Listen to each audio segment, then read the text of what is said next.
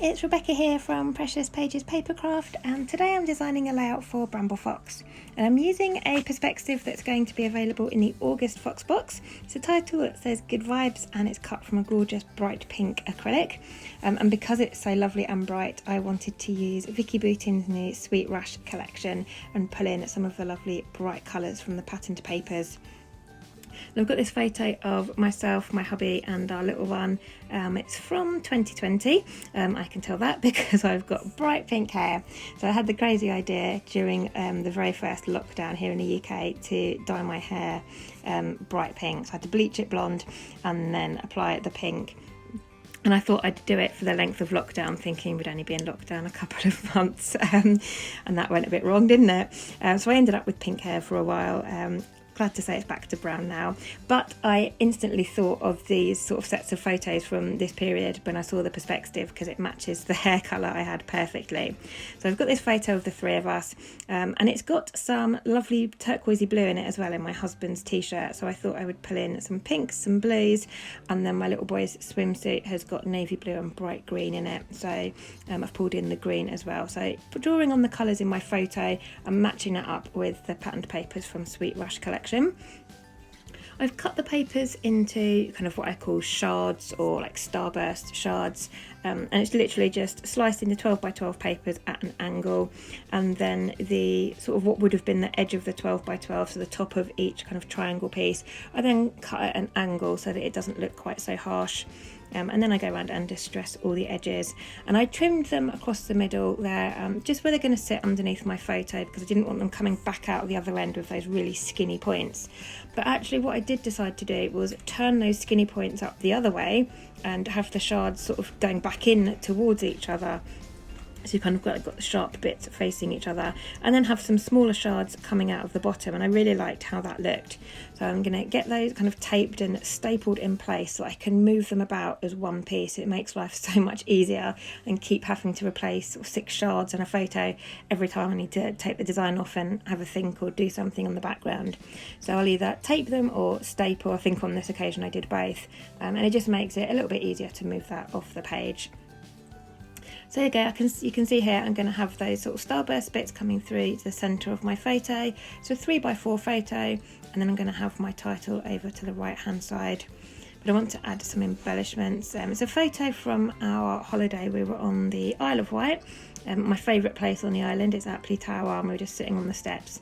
So there's some bits and pieces in this collection that just remind me of holidays, and this tower was right on the beachfront. So I've pulled out those exotic looking leaves, because as you walk down the seafront at Ryde, there are some really foreign and exotic looking plants. So I don't know if they're like yucca plants or actual palm tree plants, but they really remind me of when you're abroad and there's those kind of palm trees at the beach that have a really fat sort of stalky bit at the bottom, and it looks like a pineapple.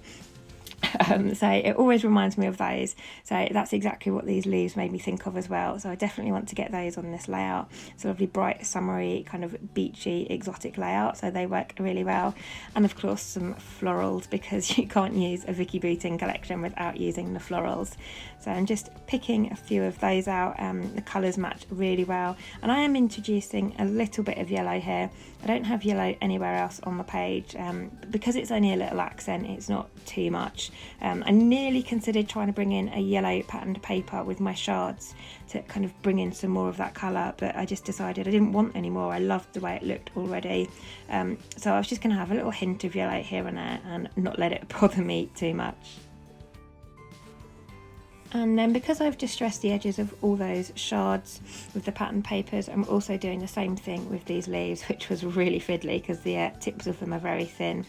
But it also makes them look quite textured and realistic, you know, what they're like in real life. They all bend over at the beach. They're not completely straight, so roughing the edges up makes them look a bit more realistic to me. So just take a moment to do that. And I also do the larger floral clusters as well.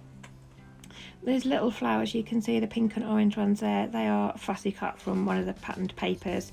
I'm going to bring in a couple of those as well, but they're quite small, so I'm not going to bother distressing the edges of those. So working on my photo now, like I said, it's 3x4, and I'm just going to mount it onto some white cardstock. This kind of makes it a bit more firm and rigid. I find photo paper is quite flimsy on its own, and it also gives it a nice border or frame, kind of separates it from the background and all those busy colours and just makes it stand out a little bit more. And then I'm just flicking through the 12x12 paper pad over there on the left, just trying to decide what papers to add as a couple of layers behind. I always like to have some form of colour behind my photo. I was looking for a yellow paper, trying to decide if that was the way forward, just because I had the yellow in those florals, but decided to stick with the colours I've already got on the page. So I'm using that same pink pattern paper with the white polka dots, and added a layer of that, and of course distressing the edges again. And then I'm going to add the same blue patterned paper as well, just so that the colours all kind of match and it's consistent throughout the layout.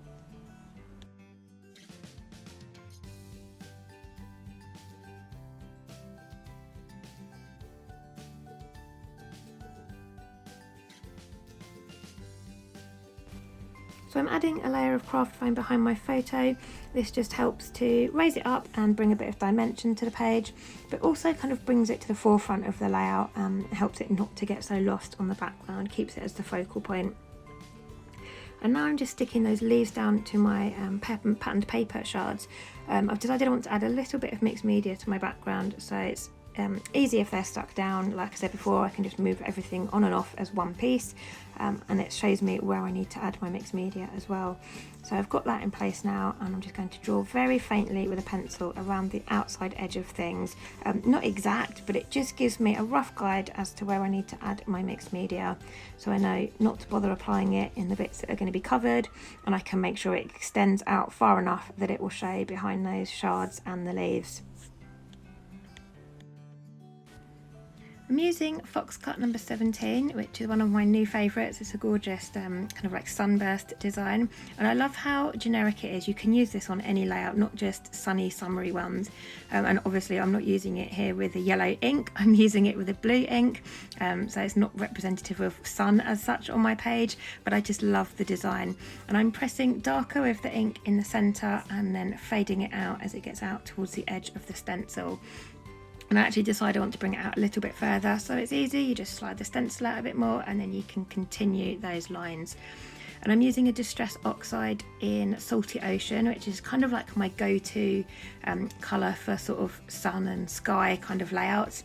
And I'm using it in two areas on the page, so diagonally the opposite corners that my starburst shards are in, if that makes sense. So it will be seen just behind those leaves and my embellishing.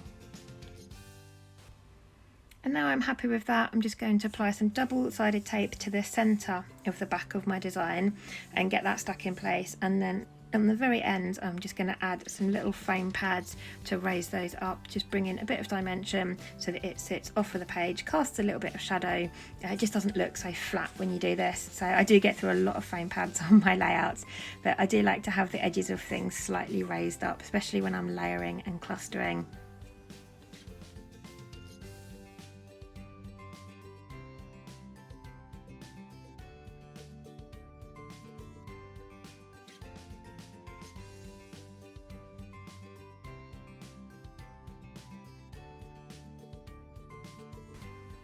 So that's in place. Now I'm going to get my title stuck down, reaching for my glossy accents. I find this gives a really good hold with acrylics. You can use normal PVA glue. I just always tend to reach for glossy accents because I know it's got a strong hold. So for my acrylics, if I'm using flare or sequins, I generally reach for glossy accents. And I'll stick my title over on the right there. I'm not going to have it overlapping any pattern papers or anything because I love the colour, and it's not really frosted, but it's kind of translucent. So if I put this over a darker patterned paper, I think it would ruin the colour of it.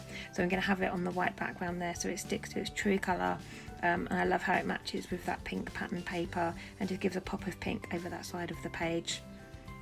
And now I'm just going to work my way around getting those florals stuck in place using foam pads, like I said, just to bring a bit of dimension, and I can then sort of layer them on top of each other and have them overlapping. I've got a box on my desk here of little bits and pieces from this collection. So some of this is like the ephemera die cut pieces. I've got a lot of fussy cut florals in there and a load of the butterflies that I've fussy cut from the pattern paper in this collection. There's a whole sheet of butterflies, so I've got all of those cut up and in there as well. So I'm just looking through, seeing what I can pull out that would work with this layout, looking for a couple of butterflies in different colours. I definitely want to use kind of pink and blue, but there wasn't really a pink butterfly, it's more of a lilac-y purple colour. So I just go for reaching for another sheet just to check there weren't any other colours on there that I didn't have fussy cut in my little tray, and there wasn't. But I've decided I want to have that blue and yellow butterfly just slightly smaller. So I've just cut into a fresh sheet. I think I've got about 3 or 4 sheets of that butterfly paper, so I'm not going to run out anytime soon. So just cutting out a slightly smaller one so that it doesn't overpower that corner of the layout.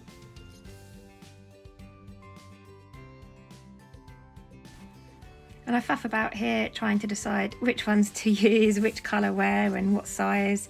I wanted something other than a pink one in that bottom left corner, so that the kind of colour was a bit more dispersed. And in the end I go for a green one down the bottom there and the blue one up the top.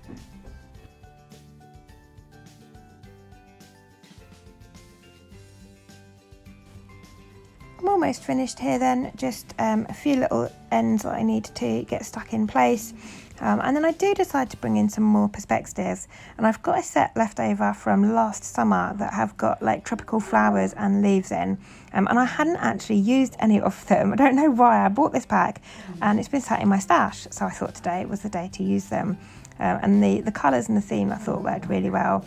So I've got a couple of these like tropical palm leaves I'm going to add, bring in a darker shade of green, and then I'm going to use a couple of those pink tropical flowers as well.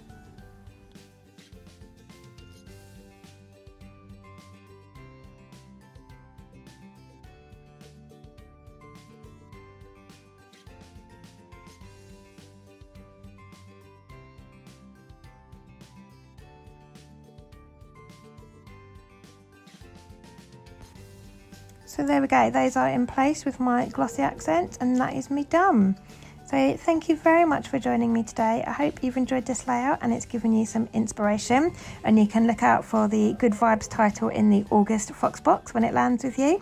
But thanks for joining me. I'll leave some links in the description box below for you to the Bramble Fox shop, to our Foxbox subscription page, and also to our Bramble Fox Friends Facebook group. So if you aren't already a member, do head on over and join, because we have lots of inspiration and chatter going on in the group, and you can also take part in our monthly challenge and win a gift card to the store.